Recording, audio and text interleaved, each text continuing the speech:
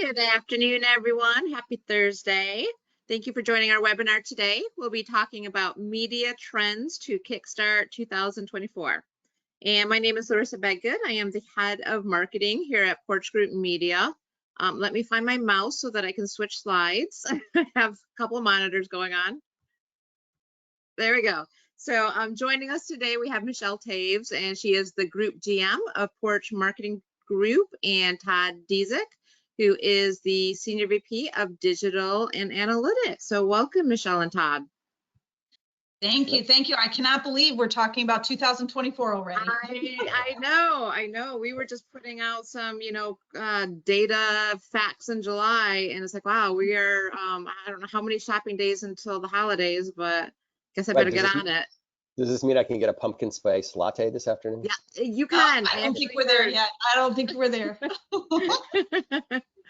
So as we were putting this together, this was one of the fun slides that I had before we got into, some of the where we're headed. I really wanted to include where we have been.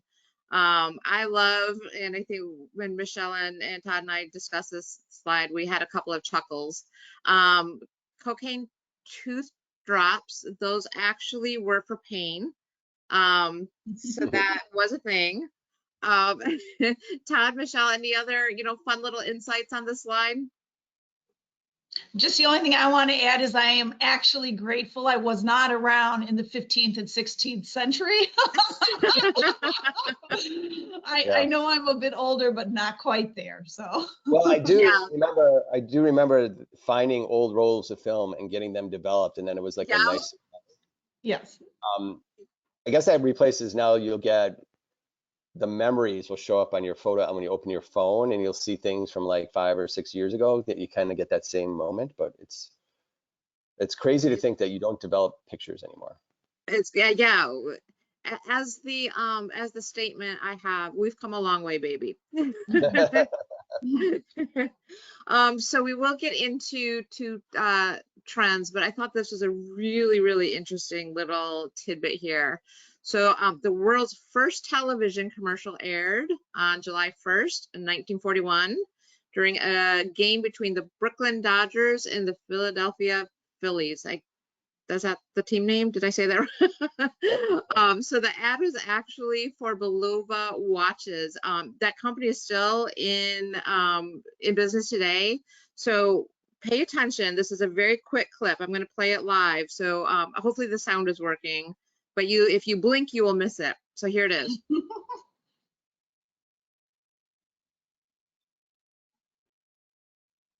I don't hear it. Oh. Did you hear it? That's okay. I don't think the sound says much, so we're good. Okay, all the sound says is America runs on Belova time. So that was the first commercial. Right. I think it was probably just adapted from a radio ad, right? It's like talking with a picture in the background. I mean, it's crazy to think how far things have come. And think of how far we've come, right, Todd? Now we talk about not just commercial content, but we talk about where are you going to place it? What does that look like, right? Is it OTT? Is it linear? Is it YouTube? Is it within a game? I mean, we just have so many more options than we ever had at the very beginning. Right, and I think this is, and we wanted this for that context. So the first ad in 1941, right? We just saw it, which looked like it was a radio ad with some sort of video behind it. 14 years later, it was $1 billion in TV ad revenue, and that's in 1955 dollars, right? So that's a huge growth. And then the next 12 years, it gets up more, centuples, right? 7.5 billion, because there was 3 channels. Everybody watched them, and every company could reach any consumer they wanted simply by running an ad on television in prime time. And then things started to change, right? So cable television got introduced. Nielsen started the concept of, instead of making viewership, they broke it down into who's watching what program at what time, right? So it's kind of age and demo breakouts that started in the late 70s, early 80s. And then by the end of the 1980s, half of all US households were watching television on cable. And that was important because instead of 3 channels, you now had 200 channels. So what you were watching Thursday night at 9 really scattered, right? And that's that's kind of what started off this trend. And then meanwhile, the internet comes up and the first banner ad gets released in 1994. We start doing cookies to understand who's seeing the ads and what kind of people are behind those ads. And then TiVo releases the DVR right around the turn of the century. So now Yep. that sets us on this motion that now no one's actually even watching TV live, right? And by not quite 2007, that's when the streaming era begins. And now we've got this. Now we're under fire soon after about cookies tracking people on the digital web, on digital properties. And you see this merger of this confluence from you could reach everybody at any time just by advertising a commercial on a television program at the right time, to now anybody can consume any content at any time, and it's on the advertiser to understand, is this person the right customer prospect for my ad spending or not, right? And that's kind of what sets up all the trends we're going to talk about. Right. So obviously, as you said, just last summer in 2022, streaming overtook cable for media consumption in the US for the first time. I mean, it's amazing, when you look at that first commercial, how far we've come, and much better commercials now. Well, and to me, it's also not just the content, right? I think that people are beginning to see, brands specifically, like mass targeting might not be worth the spend it was at one point, right? Like at one point it made sense. You try to get as many impressions as you possibly can. But let's face it, linear TV has gotten more and more expensive to be able to get some of those spots. And then people aren't necessarily sitting down in front of their TV like they do before, right? They plan ahead of time, they stream it. They fast forward through all the ads, right? They're not using that DVR the way that they used to. And so programmatic CTV is just taking off because you can actually hit the impressions and the people that you want to, versus paying that extreme amount of money, right? And then not be able to really target it or take it down to measurement at all.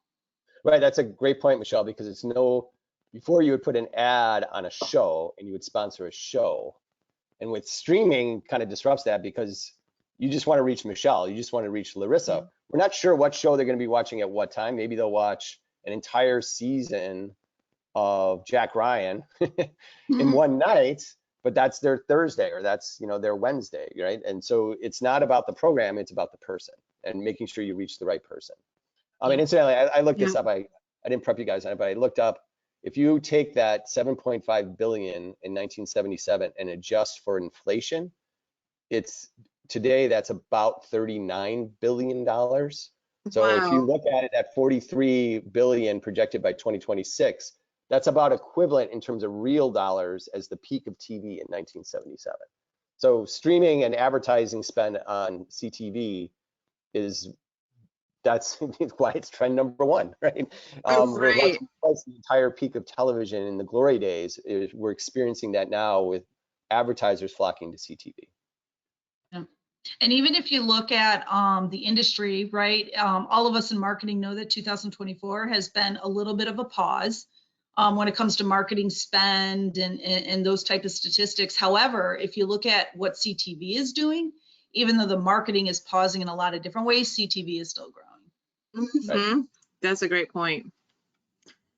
On this next slide, I know you're going to talk a little bit about our audience targeting, but just, personally, a couple of things. So I have a French bulldog and I buy costumes. Yes, I do, on Halloween. You just admitted that to the world, Larissa. That's a little personal tidbit for all you out there, so you know Larissa a little bit better. I was targeted like a couple weeks later with dog clothing or supplies, and I, as a consumer, actually appreciated that. It's like, okay, that's taking my interest, and it was a really relevant experience, so I paid attention to that brand.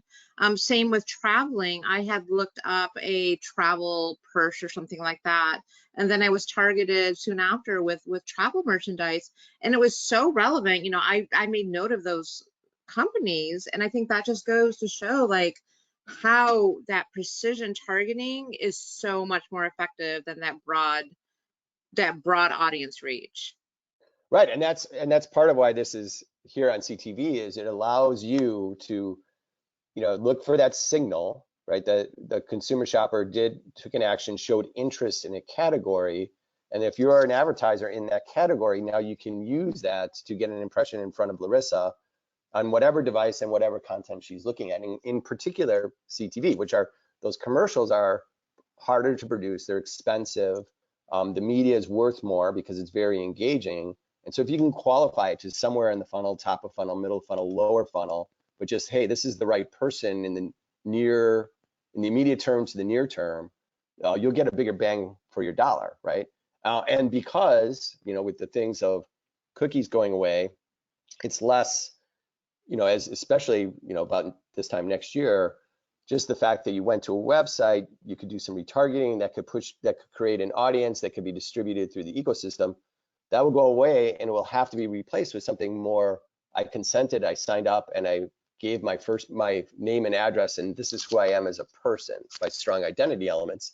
And then you can collaborate, with the advertiser looking for that same consumer across all of these platforms, right? And I think what that does is then that opens up the ability of that brand to say, oh, well, Larissa bought a dog costume from me. Let me go see, where did I reach her? How much did I spend to convert her to a customer? And you can get very precise measurement that before was lacking on television, which is really exciting for brands. And Michelle, I think that's why we're seeing that channel grow, while the rest of the advertising market is seeing, in general, a little bit of a pause or a flat compared to last year. Yeah, no, I totally agree. I think the other thing that's really interesting that we're starting to see is the ability to do things quicker, right? And timing is just so important. So Larissa, in your example, if you were looking for dogs and somebody came back to you 6 months later and said, hey, here's a great idea for a dog costume, that probably wouldn't be as interesting to you. Right. As if you started to see content, right, within a week, within days, Right. a week, moments. We all know that like abandoned cart and all that has been around for a long time, but being able to take some of that information and be able to take it to a TV commercial or to other forms of marketing, right, is just hugely impactful. And one of the things that you have on this slide, it really talks about purchase intent, right? I think that we're all really familiar with like demographic targeting, online browsing targeting, but like really being able to get to that purchase intent and understand the timing behind it and be able to react on it in an urgent manner, that sometimes just kind of seals the deal for the consumer. Yeah. Quickly before I move on to the next slide, being a porch company, we talk a lot about the pre-move, new movers, and homeowners. I thought it was just important to kind of point that out, that is something that is a lot of brands may not target, but it is such a impactful segment. These are consumers who are often in a I am going to spend mentality. I don't know if you have any more comments on that, either Todd or Michelle, but that's just something just to kind of keep in mind as you're developing your audiences and segments. Right, that is important. Like if you think ownership, the home ownership journey, where you are in your life stage, are you moving to a bigger place and starting a family? Are you downsizing, becoming an empty nester? Those sorts of big life events say a lot about your product choices that you'll make. And you can certainly think of categories, moving space, like furniture, very powerful, and they've been doing mover marketing for a long time. But understanding those segments within the move and how someone's changing Right. from one life stage to another life stage, that's important for all brands to understand and change the messaging that they're giving to that consumer, because they recognize that change. And that is an important piece of what we do at Porch Group Media. Yeah. One of the things that I find interesting about this year, and I don't know if other people have kind of run across this, but with the mover segment and the mover behavior trending a bit down, I think it's right around 18% down compared to last year. I think that almost scares brands, and they kind of have moved some of their budget to other things. But as I think about it, I think that the people that are moving are so much more valuable, right? Because Right. it's a tough economic time, interest rates are up, and they're still choosing to move, right? And so that person is just such a stronger indicator of the move and the need to move, that I almost think brands should like double down on it because their Mhm. conversion is going to be better at this time than when there's massive amounts of people moving. Yeah, that's a Right, that's great true. point. And you're right, it is a miss because the audience will right size itself, right? To your point, moving's down for other trends. And if you're in the market actively identifying and reaching consumers in those states, it's cyclical, right? There'll be a backlog and will be followed, this decrease in movers will be followed by a wave where everybody's moving, right? And you'll have to plan your move 6 months before you know you're moving, right? And so that's, if brands are in market and looking at the size of the segment, they'll be able to dynamically shift their spend versus it's much harder to say I'm dark on a segment. What do I Mhm. have to do to turn it on to take advantage of the trend? Because if you're not prepared, you might miss the wave completely, right? Just by being out. Yeah. All right. Um, so I thought this was just kind Right, of a and good that's follow-up.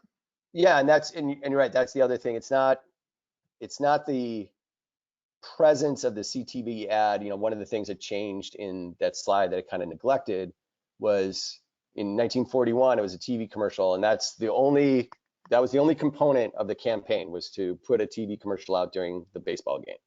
And with connected TV, it's about the person, and we touched on that, but it also means it's less channel specific.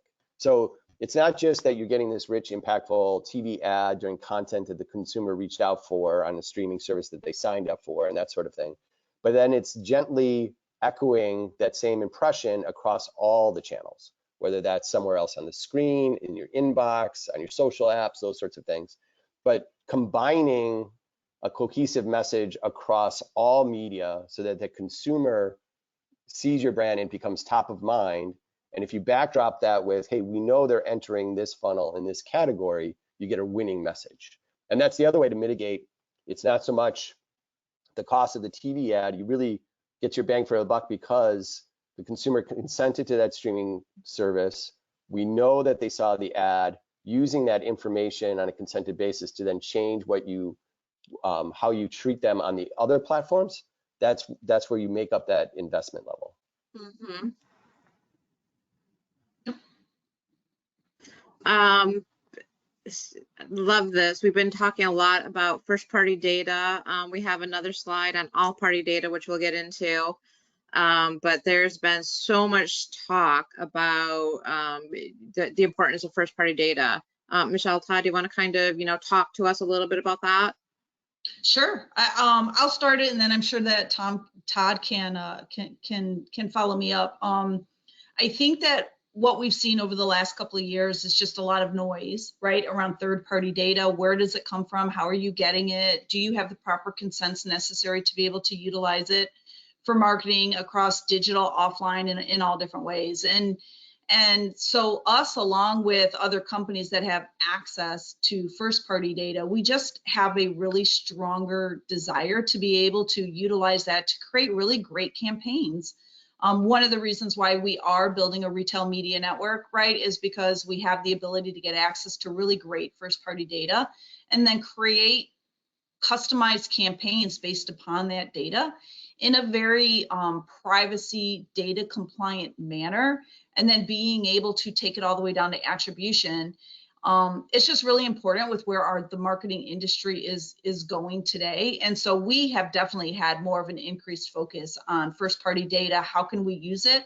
What are all the different ways that first party data is really helpful as we're kind of walking away from a me too, in commoditized Mhm. data and walking into a leader in the mover and the property space.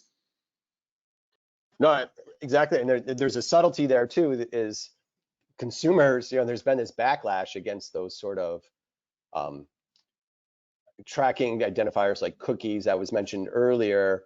So with consumers are very sensitive about their privacy, you can't sort of infer that identity. You need that relationship with the consumer that they consented, that you know who they are. And so that's one of the big pushes of first party data, is have that interaction with your customers, whether it's just in the transaction or in where brands are really looking at in other ways that are outside the transaction, so that they feel safe and they consent to their identity so that you can understand who they are.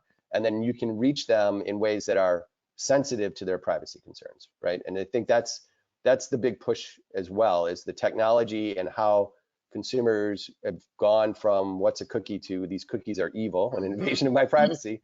So that puts the onus on brands to really collect and have a stronger relationship with their customers and prospects so that they provide their identity, right? So that you can safely identify them in the advertising ecosystem and measure performance against that. I think the last webinar we did, Michelle, that was actually on 5 reasons why first party data is your best friend. So yeah, we've definitely we talk a lot about that here and the importance of first party data, and really actually the next slide, all party data, you know, as part of the data ecosystem, which I will get to all party data. Right, and that's the segue. I was trying not to jump the slide. That's exactly right, and that's how we, you know, as Porch Group Media, and why we're Porch Group Media, and we don't think about it as a data company anymore. Because what we're looking for is, we have consumers who have consented, we've gotten their identity through their consent, and now we're looking for brands who want to collaborate, you know, who also have identity of their consumers, or publishers or connected TV ad platforms that have consented identity, and collaborate in a way that the brand can get their message to that consumer in a privacy sensitive way. And so that's why it becomes, it's not third party data in the traditional sense. It's not just first party data because streaming platform A that, you know, Todd logged in last night to watch Only Murders in the Building, right? I consented with them, but then I may have also consented to Porch because I'm getting the home I'm buying inspected, right? And so neither one of them view that as third-party data, but it's all party because we're collaborating together. And I think that's why you'll see this term emerge more in, you know, in the next 6 months and well into 2024. It's all party data. I think before moving on, one of the things that I don't think I knew as much about was zero party data.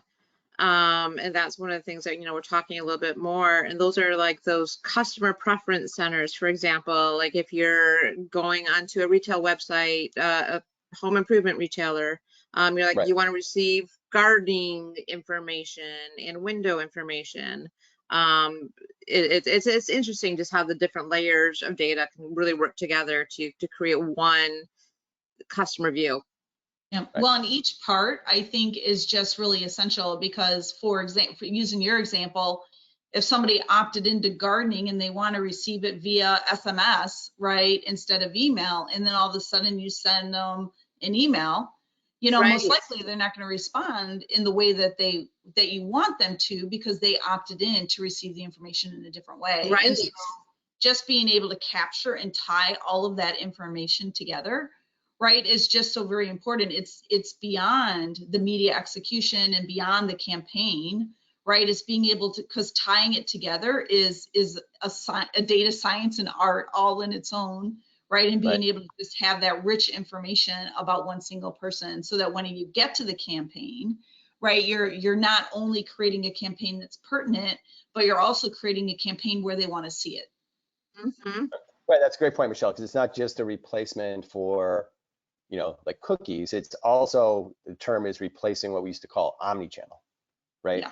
Because it's understanding how that consumer is consented and what channels, and making sure that you're interacting with that consumer. That's a really good point, Michelle. So data in the clean room. This is probably something that a lot of people are a little confused about. Can you, Todd, maybe give us a little overview here?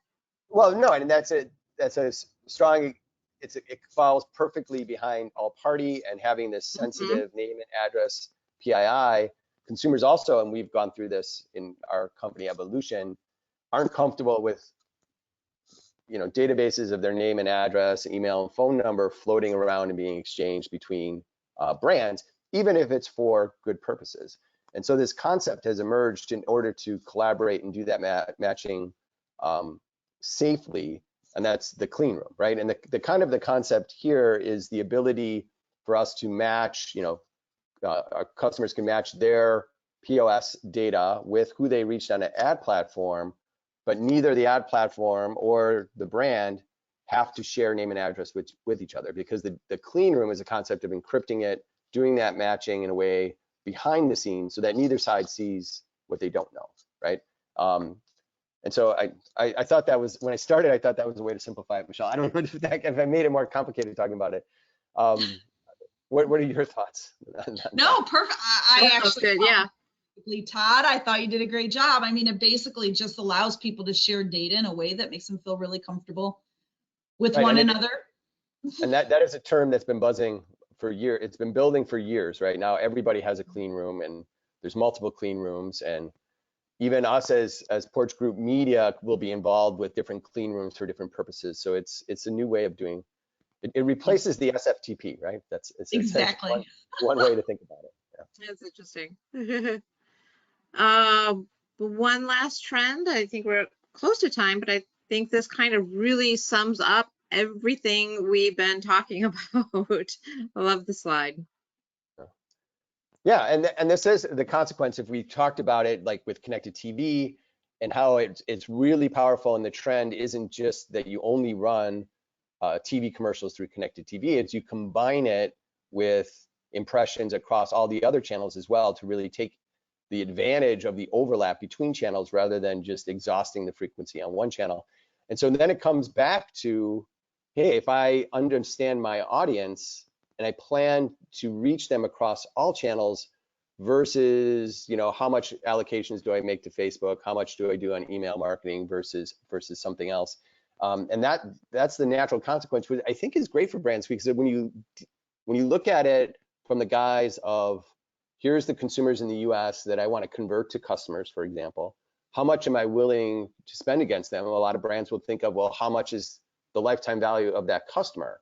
And so you can't get to a true cost per acquired customer if you're only looking at what you spent on social to get them to convert, or how much you spent in your programmatic. You really have to look at, here's the customer, here's all the touches I've made over the last 6 to 12 months to get them to convert, and what is my true cost per acquisition. So I think brands will love, intuitively, they've been wanting to move to this for a long time. And with the identity currency becoming more the consumer's name and address, and away from, hey, it's a DMA if it's on television, it's a cookie if it's on the web, it's an email address some other place, and all coming to the same, it's that person, and understanding how to reach them across all those channels will really enable that sort of detailed LTV to CAC analysis.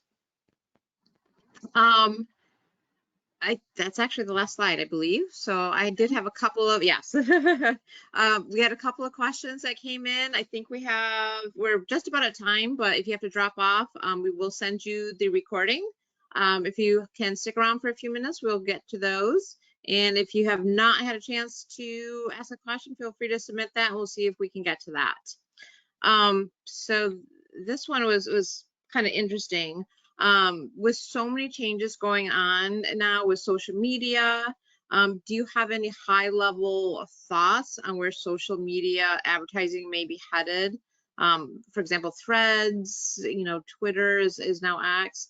Todd, before I put you on the spot too much, I do want to tell you I have a webinar with you that on social media trends, folks, that you can attend to delve into that more deeply on August 31st. But in the, if you had any initial thoughts. Right, well, it'll be interesting to see. I don't know, advertisers have left X or Twitter for reason with the turnover and the management of that platform. I don't know if there's been a big flock back to it. And it's interesting with Threads as a replacement, it's still, I don't think Meta has opened up ad units within Thread. I would suspect that it will be swept into Business Manager the same way you really don't distinguish between Instagram and Facebook. Threads would be a new one that they would put within that kind of platform itself. But that community is still developing. It's interesting I don't know if brands will look at it or what kind of, someone described it as it's sort of still a happy place, Right. like the internet used to be before, cynicism set in. So between those two, those are interesting to watch. I don't know, Michelle, have you seen any other new apps or trends of brands that are interested in sweeping in to their campaigns? No, I have not. Not to date, but it's always good things to keep an eye on. I'm sure that they will come along for sure. Right. I wonder if that is because of what you said before, as brands are pulling back a little bit, advertising, the economy's a little uncertain. One thing brands do is they pull back this kind of testing aggressiveness, right? Like, what's the next best thing? We saw connected TV, like, you know, it's just a new way to think about TV commercials and combining it. I think that's the new thing that brands are interested in, and I haven't seen a trend for something else just yet. No, me neither. And then the last question that we had is, can you explain second-party data? Sure, I'll take that one. It's funny because we've had this discussion so many times at this point. So second-party data is really anything that you can do to enhance your first-party data.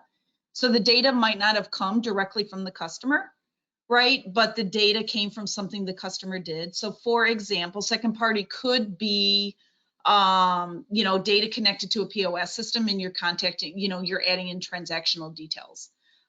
It could be you're adding in additional insights based upon behavior to that consumer. So the consumer didn't necessarily provide that information, but you're able to track to the consumer and attach it, and it does not necessarily include PII. Right. We have a great. Another good example of it is like the co-ops, right? So data co-ops, depending on what kind of brand you are, like the retailer co-ops have been a big thing. So you're sharing, here's my first party customers. All your competitors are sharing the same thing, and you're borrowing that information to reach out to those prospects.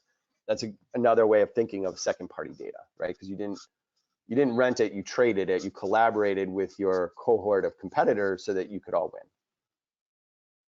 Well, we have, I'm sure, a lot of other tidbits that we can share, wrapping up now. But if you have any questions, you know, like I said, I'm going to send out the recording tomorrow. Any questions, want a copy of the deck, just shoot me an email when you get that, and I'm happy to send that. Any questions, I can hunt down Michelle and Todd and myself. We can, you know, help answer any of those questions for you. But thank you all for joining us today. We have a couple webinars, like I said, planned, a couple more actually this month. So stay tuned to your emails, and we hope to see you in a future webinar. Thank you all. Thank you. Bye.